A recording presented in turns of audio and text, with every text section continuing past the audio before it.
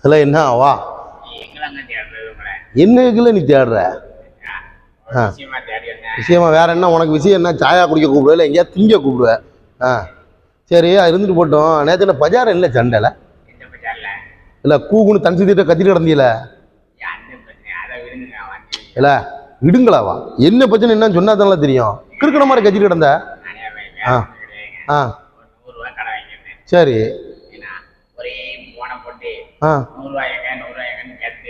சரி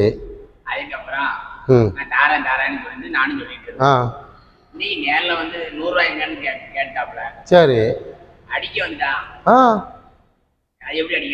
செருப்பு கொண்டே அடிப்பாங்களே. வேங்கின கடத்தை கேட்டா அது குத்தமா?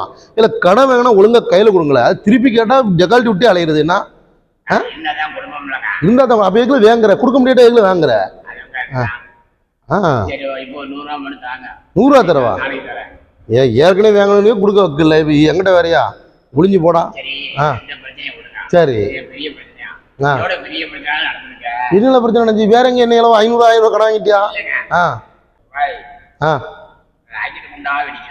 ராக்கெட் குண்டா எங்களை வெடிக்குதுல ஏன் காட்டுறீடா?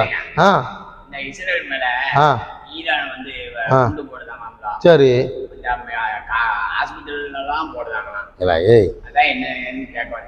லூசு பயல. அதாவது இஸ்ரேல் மேல ஈரான் குண்டு போடுற மட்டும் தான் உனக்கு தெரியுதா? அப்படிதான் பேசிட்டு இருக்காங்களா? இதை காத்து வாக்குல செய்தியெல்லாம் கேட்க முதல்ல இஸ்ரேல் அவன் நாடா அவனுக்கு தெரியுமா? இல்ல அவன் நாடா காப்பாற்ற இது பண்றானா? இல்ல கூறுகட்ட பயில முதல்ல என்னன்னு வரலாறு தெரியாம மொட்டையா பேசக்கூடாது.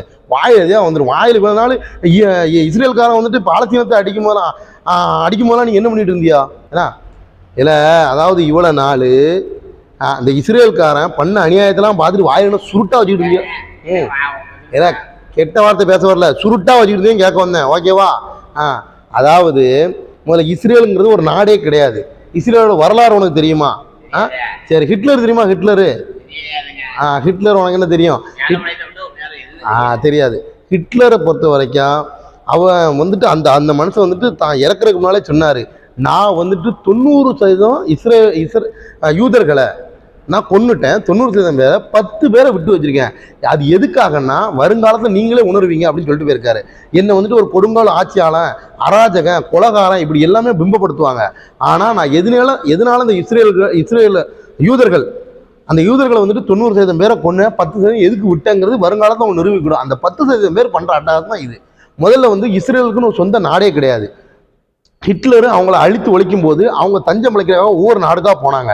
எந்த நாடும் அவங்களுக்கு கை கொடுக்கல. ஏன்னா அந்த யூதர்களுடைய கெட்ட எண்ணங்கள், சூழ்ச்சி வகைகள், அந்த மாதிரி கேடுகட்ட எண்ணங்கள் தெரிஞ்சு எந்த நாடுமே அடைக்கலம் கொடுக்கல.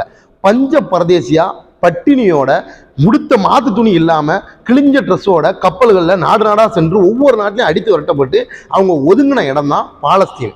இப்போ இருக்கக்கூடிய பாலஸ்தீன்ல அந்த கப்பலில் வந்து இறங்கும் போது இந்த பாலஸ்தீன் மக்கள் மட்டும்தான் அவங்கள ஆதரிச்சு உண்றதுக்கு உணவு, உடுத்துறதுக்கு உடை, இருக்கிறதுக்கு இடம் எல்லாம் கொடுத்தாங்க. கடைசியில் என்ன ஆச்சு? அந்த சொல்லுவாங்கல்ல ஒண்ட வந்த பிடாரி ஊர் பலாடியை விரட்டிச்சான். அந்த கதையா இந்த யூத நாய்கள் என்ன பண்ணுச்சுன்னா அந்த பாலஸ்தீனத்தை கொஞ்சம் கொஞ்சமாக ஆட்டையை போட்டு தங்களோட இருப்பிடத்தை விரிவாக்கி ஒரு சாம்ராஜ்யத்தை அமைச்சு இப்போ என்ன ஆயிட்டுன்னா அந்த பாலஸ்தீன மக்களே அந்த நாட்டை விட்டு வெளியே வைப்போங்க, இல்லை ஓரமாக அகதிகளை வாழுங்க அப்படின்னு சொல்ற அளவுக்கு ஆகிப்போச்சு. இதுதான் கதை. இது உனக்கு ஏதாவது ஒன்று தெரியுமா? தெரியாதனால தான் கேட்குறேன். இப்போ என்ன கதைன்னா ஒரு நாட்டுக்கு 2 நாட்டுக்கும் சண்டை நடந்தால் எவ்வளோ நாட்டே நடக்கணும்? ஒரு மாதம் 2 மாதம் நடக்குமாடே. இப்போ கிட்டத்தட்ட 2 வருஷம் என்ன இப்போ சொல்றான். அதாவது வந்துட்டு ஈரான் வந்துட்டு ஏதோ ஒரு குண்டை தூக்கி வந்துட்டு நம்ம இஸ்ரேல் மேல ஆஸ்பத்திரியில் போட்டான்னு சொல்லி இவ்வளவு பாடுபடுறாங்க. ஒரு போர் நடக்கும்போது அதுக்குன்னு சில நிபந்தனைகள் கட்டாயம் பின்பற்ற வேண்டிய ஒரு வழிமுறைகள்னு ஒன்று உண்டு. அது என்ன தெரியுமா? குழந்தைகள் பெண்களை தாக்கக்கூடாது, அப்பாவி பொதுமக்களை கொல்லக்கூடாது, மருத்துவமனை, அப்புறம் வந்து பள்ளிக்கூடங்கள், கல்லூரிகள் இது போன்ற முக்கியமான பகுதிகளில் வந்துட்டு வெடிகுண்டுகள் வெடிக்க செய்யக்கூடாது, பொதுமக்களை கொல்லக்கூடாது. ஆனால் இந்த யூத நாய்கள், அதாவது இந்த இஸ்ரேலோட இஸ்ரேலோட பிரதமர் நெதன்யாகு இருக்காருல்ல, அவன் வந்து அவனுக்கு என்ன மரியாதை? அவன் வந்து தொடர்ச்சியா 2 வருஷமா பாலஸ்தீனம் என்ற ஒரு நாடு, அந்த நாட்டு மக்களும் இருக்கக்கூடாது, துடை தெரியப்பட வேண்டும்ங்கிற நோக்கில் அங்க வந்துட்டு குண்டுகளை போட்டுக்கிட்டே இருக்கான். பாலஸ்தீனம் வந்து அப்படி சுக்குநூறா சல்லியா செதஞ்சிப்பே கிடக்குது. அது அங்குள்ள ஹாஸ்பிட்டல்ஸ், பள்ளிக்கூடம், அப்புறம் காலேஜஸ், அப்புறம் வந்துட்டு பொதுமக்கள் எங்கெங்க இருப்பாங்களோ அங்கங்க தேடி தேடி மக்களை கொத்து கொத்தா கொன்னான். அப்பமெல்லாம் யாருமே வாயை திறக்கல, இப்போ வாயை திறக்குறீங்க. சரி, இப்போ ஈரானுக்கு இஸ்ரேலுக்கு எது தெரியுமா பிரச்சனை? ஏன்னா 2 வருஷமா பாலஸ்தீனத்தை அடிக்கும் போது எந்த நாடு எதுவும் வாயே திறக்கல, எதுவுமே வாயை திறக்காம பொத்திக்கிட்டு இருந்தாங்க. இப்போ சம்பந்தம் இல்லாம இந்த அமெரிக்காவோட தூண்டுதல் பேர்ல இந்த இஸ்ரேல் ஈரான் மேல குண்டை போடுறான். எதுக்கு போடணும்? ஈரான் ஏதாவது வகையில உதவி செஞ்சா? இல்ல அதை விட கொடுமை என்னன்னா, பாலஸ்தீன மக்கள் இவ்வளவு பாதிக்கப்பட்டு நிராயுதபானையா நிர்கதியா வாழ வழி இல்லாம அல்லாஹ் மட்டுமே நம்பி இருக்கக்கூடிய மக்கள், அவங்களுக்கு போகக்கூடிய அவசர தேவைக்கு போகக்கூடிய பல நாடுகள்ல இருந்து உதவியும் எண்ணங்களோட சாப்பாட்டுக்குள்ள அந்த பிரெட்டு, இது இந்த மாதிரி சாப்பாட்டு பொருட்கள், அப்புறம் மருத்துவ உபகரணங்கள், மருத்துவ உதவி பொருட்கள் இதெல்லாம் போச்சு. இதெல்லாம் தடுத்து நிறுத்தினான். அந்த மக்களுக்கு எந்த வகையிலையும் உதவி கிடைக்கக்கூடாதுன்னு அவ்வளவு அநியாயம் பண்ணான். அப்படி பண்ணிக்கிட்டு இருந்தவன் இவன் கண்ணு அந்த அமெரிக்கா தூண்டுதல் பேர் நேரம் வந்துட்டு ஈரான் பக்கம் போது அங்க குண்டை தாக்குறான். அவன் சும்மா இருப்பானான்னு கேட்கறேன். அதுக்கு அவரும் தாக்குதல் நடத்துறான். அந்த தாக்குதல் வந்து ரொம்ப கடுமையா இருக்கு. இஸ்ரேல்ல பல இடங்கள்ல பாதிக்கல. உலகத்திலேயே நாங்க தான் சிறந்த வந்துட்டு என்ன சொல்றது உளவுப்படையை வச்சிருக்கோம் மொசாது அப்படி இப்படின்னு படம் காட்டின அந்த மொசாது பில்டிங்கே நாசமாகி போச்சுடா. ஓகேவா? இப்போ என்ன கதைன்னா, இப்போ கரண்ட் அப்டேட்டு நேற்று முந்தானெலாம் நடந்ததெல்லாம் பார்த்தீங்கன்னா, அமெரிக்கா சொல்லுது ஈரானை பார்த்து, ஈரான் வந்துட்டு செய்கிற மிகப்பெரிய ஒரு தவறு, நீங்கள் தயவு செய்து இஸ்ரேல்கிட்ட சரணடைங்க அப்படின்னு சொல்கிறாங்க. அதுக்கு வந்துட்டு நம்ம ஈரானோட அதிபர் என்ன சொல்லியிருப்பா தெரியுமா? அழகான ஒன்று சொன்னார். இல்லை, ஈரானுடைய நாட்டு மக்கள் அப்புறம் ஈரானுடைய மண்ணோட வரலாறு தெரியாம பேசாத, சரணடையும் எண்ணம் ஒரு காலம் எங்களுக்கு இருந்தே கிடையாது.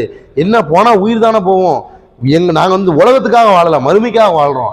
அதனால உங்க அச்சுறுத்தல் எங்களை ஒண்ணுமே செய்யாது அப்படின்னு இந்த அமெரிக்கா சும்மா கிடக்காம இப்படி சொன்னதுக்கு அப்புறம் மற்ற நாடு சும்மா இருக்குன்னு நினைக்கிறியா?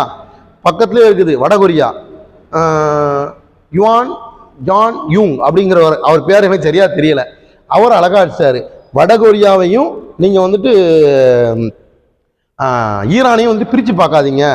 அமெரிக்கா ஒரு ஏதாவது ஒரு வகையில் இஸ்ரேலுக்கு வந்து உதவி பண்ணிச்சு, அந்த இராணுவத்தை இறங்கிச்சு, தாக்குதலை ஏற்படுத்தினா கண்டிப்பான முறையில் ஈரானோட சேர்ந்து வடகொரியா செயல்படும் அப்படின்னு சொல்லிட்டாங்க. இன்னைக்கு நியூஸ் அப்டேட்டு, ரஷ்யா பிரதமர் புட்டின் இருக்காருல்ல, அவர் சொல்லிட்டாரு கண்டிப்பான முறையில் அமெரிக்கா இந்த யுத்தத்தில் தேவையில்லாமல் இறங்குதுன்னா, ஏன்னா சும்மா இருந்த ஈரான் மேலே குண்டை போட்டு சண்டைக்கு வாடா அப்படின்னு கூப்பிட்டது வந்துட்டு இஸ்ரேலு. அப்போ இஸ்ரேலுக்கு ஈரானுக்கு சண்டை நடந்துகிட்டு இருக்கு. எப்படி 2 வருஷமா இஸ்ரேல் பாலஸ்தீனத்தை அடிச்சு நொறுக்கும் போது எல்லாரும் வாயை மூடி நீங்க உட்கார்ந்துட்டு இருந்தீங்களோ, அதே போல இப்பவும் உட்காருங்க. இப்போ இஸ்ரேலுக்கு ஈரானுக்கு தான் சண்டை நடக்குது. இதுல நீங்க தேவையில்லாம தலையிட்டா, யார் அமெரிக்கா தேவையில்லாம இஸ்ரேல் கூட கூட்டணி போட்டா, ஒரு நிமிடம் கூட தாமதிக்காமல் ரஷ்யா கண்டிப்பான முறையில் அந்த போரில் பங்கெடுக்குன்னு சொல்லிட்டாங்க. ஆக மொத்தம் இந்த ஒண்டை வந்த நாய் நாடு நாடா சுற்றி பிழைக்க வக்கில்லாத இந்த இஸ்ரேல் நாய் வந்து பாலஸ்தீன மக்கள் அந்த இடத்துல ஆட்டையை போட்டு அவங்கள அடிமைப்படுத்தி அவங்கள சீரழிச்சு சின்னாபின்னமாக்கி ஒரு இடத்துல இல்லாமல் மறுபடியும் ஈரான் மேலே தாக்குதல் நடத்தாங்க. இந்த ஈரான் மேலே தாக்குதல் நடத்த காரணத்தால இப்போ அவன் அனுபவிச்சுக்கிட்டு இருக்கான். இப்போ அமெரிக்கா வந்துட்டு கண்டிப்பான முறையில் இஸ்ரேலுக்கு சப்போர்ட் பண்ண போனால் கண்டிப்பான முறையில் ஈரான் கூட வடகொரியா, ரஷ்யா, இன்னும் பிற நாடுகள் சேரும். அது மிகப்பெரிய ஒரு தாக்கத்தை, ஒரு அழிவை இஸ்ரேலுக்கு ஏற்படுத்தும். இதுதான் இதோட கதை. இது தெரியாமல் வாய்க்கு வந்தபடி யாரும் பேசாதீங்க. மேற்கொண்டு இது சம்மந்தமான ஏதாவது அப்டேட் வரும்போது நான் கண்டிப்பாக தெரிவிக்கிறேன்ப்பா. போதுமாப்பா? இப்போ புரிஞ்சுதா? பாலஸ்தீனம்னா என்ன, இஸ்ரேல்னா என்ன, ஈரான்னா என்ன, வடகொரியானா என்ன, ரஷ்யானா என்ன, அமெரிக்கா பேர் சேட்டை எல்லாம் தெரியுதா? சரி. எல்லாம் என்னன்னு கேட்கணும்டா. 5 அவ்வளோ பிரச்சனை அங்கே இருக்கு. அதுக்கு என்ன செய்ய முடியும்? அந்த மக்களுக்காக நம்ம செய்யக்கூடிய எல்லாமே துவா தான். அநியாயக்காரர்கள் ஒரு காலமும், அது எந்த நாடாக இருந்துட்டு போதும், அமெரிக்கா இருந்துட்டு போட்டோம், இஸ்ரேலாக இருக்கட்டும், ஈரானாக இருக்கட்டும், ஆப்கானிஸ்தான் இருக்கட்டும், பாலஸ்தீனமாக இருக்கட்டும், அநியாயக்காரர்கள், அநியாயமாக ஒரு உயிரை கொள்பவர்களுக்கு கண்டிப்பாக வந்துட்டு தண்டனை கொடுக்கப்பட வேண்டும். அதுதான் நிதர்சனமான உண்மை. இவன் அநியாயம் அதிகமாக பண்ணால் அதுக்கு தகுந்தாப்புல வாங்கி கட்டிக்கிட்டு இருக்கான். அதுக்கு அடுத்து வந்துட்டு அமெரிக்காக்காரனும் சூடுபட போகிறான். இதுதான் நல்ல கதை. அவ்வளோதான், வேறு எதுவும் சொல்கிறதுக்கு இல்லைப்பா. வேறு ஏதாவது அப்டேட் வரும்போது கண்டிப்பாக சொல்கிறேன்.